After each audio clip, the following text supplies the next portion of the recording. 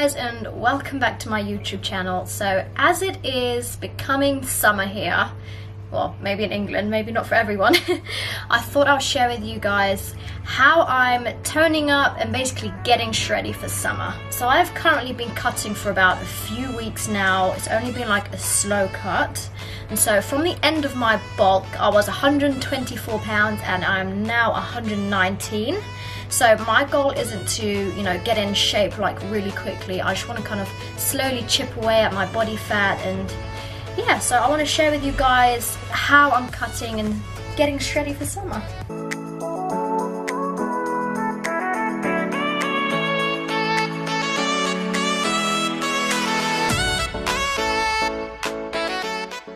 As you could probably see the videos that I have kind of chipped down quite a lot in my body fat, and I can definitely see that I'm a lot more defined and I feel a lot lighter. Obviously as my weight has dropped as well, I feel like I have got a lot more definition in my ab area and in my quads. So for calories, this completely depends on your goal. So if you are bulking, you would want to be eating more than your maintenance calories, so you are gaining weight. And if you want to, shred down and cut, basically, you should be eating below maintenance, so your body is burning more calories than you are consuming. To track my calories, I'm using the app MyFitnessPal, where you can input your macros, so your carbs, your proteins and your fats, and input every single meal that you're eating, so it all calculates it for you. So I think it's really important for you to get that, so you know what you are consuming, which is really important when you are cutting, because there's lots of hidden calories. So like for your sauces, there's hidden calories and hidden carbs, the way of tracking and make sure you are going to lose the weight. So it's really important that you are giving your body enough protein. As I am cutting, I am eating more protein than probably need be. So I am eating 150 grams of protein. And so if my body needs to burn energy and it needs to burn protein, I'm still feeding my body enough protein to maintain my muscles. For nutrition, I do feel like I have got a lot cleaner with my meals, because I do need to eat a lot more vegetables and volumizing food. So I am eating less calories but with a lot more volume to help you basically stay fuller for longer. I make a lot of protein pancakes. I do have courgettes and kale, all the green stuff, and cucumbers. I literally eat a whole cucumber like this, and at the end of it you are full, which is good. So there's basically nothing in there, and so I do have that quite often, maybe on a day-to-day basis. And I make a lot of eggs and just healthy nutritional foods that are going to keep you fuller for longer and are volumizing, so you are fuller for longer. As I think when I was bulking, I did have more calories to play around with, so I was eating more calorie densified foods with not as much volume. And so I do think that's one good tip for your nutrition, is that choose your foods wisely, in such that you aren't choosing foods which are high in sugar, high in saturated fats, and all the yucky stuff. For exercise, as I am cutting, I have upped my cardio. I've been really enjoying, for my cardio at the moment, I'm doing a lot of skipping. So I kind of do half an hour of quite intense skipping, with little to no break at all. I also love Stairmaster, because I feel like I burn more calories rather than just running on the treadmill. So I spend less time but more intense on my cardio. At the moment, as I'm just slowly chipping away body fat, as I do have a bikini competition in October, so I'm just kind of really slowly cutting. I'm only doing cardio 2 or 3 times a week, but if I do need to lose more weight, I will up my cardio to about 5 times a week, maybe for half an hour. If I need to burn more, you're looking to about an hour a day. I just prefer to up my cardio rather than decrease my calorie intake. I just am I love food, so I like to keep that as long as possible.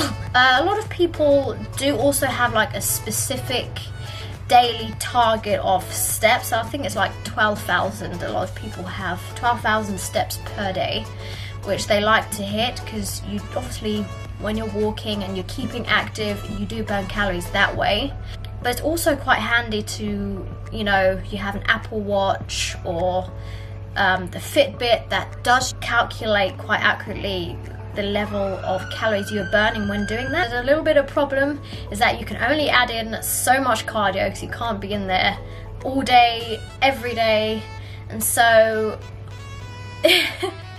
you do have to decrease those calories at some point. I do weigh myself every few days. It's not like I have to weigh myself. I think a lot of the time, like day by day, I do wake up in the morning and I can quite feel like I have lost a little bit of weight, and so I don't think it's good to obsess over numbers and scales, but it's just so you can make sure that you are losing the weight, or if you've kind of plateaued in your weight, you might need to make slight changes to your calories or your macros, or you need to add in more cardio. So I think that's quite important that you do weigh yourself from time to time. So as my exercise goal, I do have a goal of progressive overload, where I try to up the weight or increase my volume as much as I can. So I am building muscle and I am trying to increase my strength. So those goals have not changed from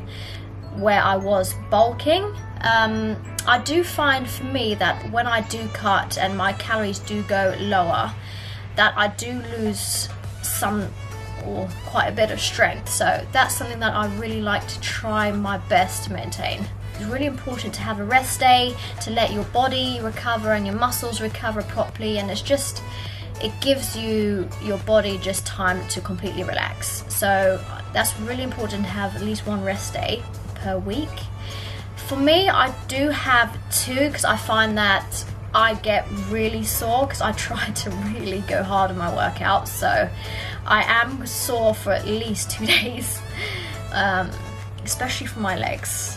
Yeah, it's really sore.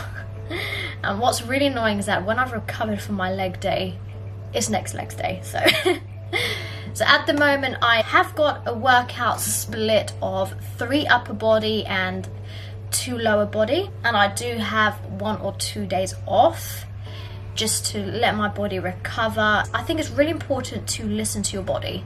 So if you go really hard in a workout and your body's really sore, or you just need a break, just take the day off. Like, it's not going to ruin your whole workout plan. You know, if you are being consistent with your workouts and with your diet, you will see progress. So having a day off when you really feel like you need it is not going to throw you off track. And with my workout, I've actually been including Olympic lifts. So I know some people are like, oh my god, why are you Olympic lifting?